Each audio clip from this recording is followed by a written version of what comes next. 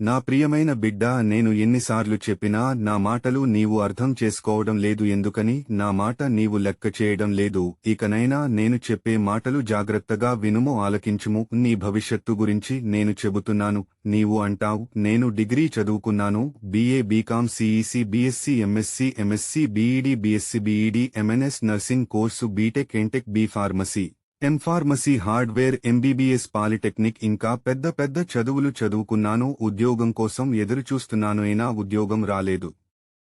చాలా ఇంటర్వ్యూలకు వెళ్లాను, జీతం తక్కువ ఇస్తానంటున్నారు. నేను చదువుని చదువులకు ఆ జీతం చాలా తక్కువ అని ఎక్కువ జీతం ఇస్తే వెడదారని ఆగిపోయాను. నా బిడ్డ, నీవు వచ్చిన అవకాశాన్ని వదులుకుంటున్నావు. నేను చెప్పాను కదా, ముందు తక్కువ జీతం ఇచ్చిన నీవు జాయిన్ అయిపోమని చెప్పాను. ఎందుకంటే నీ యొక్క పనితీరును చూసి, ఎక్స్పీరియన్స్ను చూసి నీకు వాడు జీతం పెంచుతారని కూడా చెప్పాను. నీవు ఏం చేశావు? నా మాట లెక్క చేయడం మానేసి ఇంట్లో కూర్చున్నావు. నేను నీకు చాలా అవకాశాలు ఇచ్చాను, ఈ అవకాశం నా దేవుడు ఇచ్చాడు కదా అని నన్ను గుర్తు చేసుకోవడం లేదు. అంటే ఆ ఉద్యోగం నేనే ఇచ్చాను, నీవు అర్థం చేసుకుంటావేమో, ఉద్యోగంలో జాయిన్ అవుతావు ఏమో అని ఎదురు చూశాను.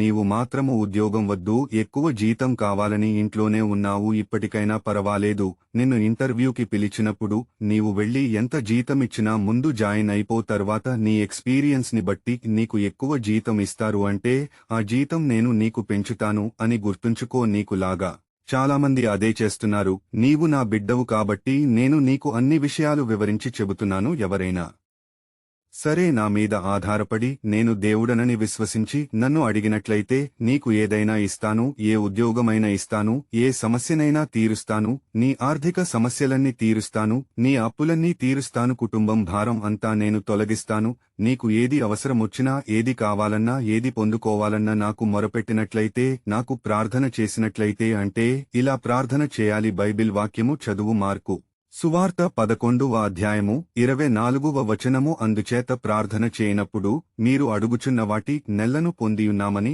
నమ్ముడి, అప్పుడు అవి మీకు కలుగునని మీతో చెప్పుచున్నాను.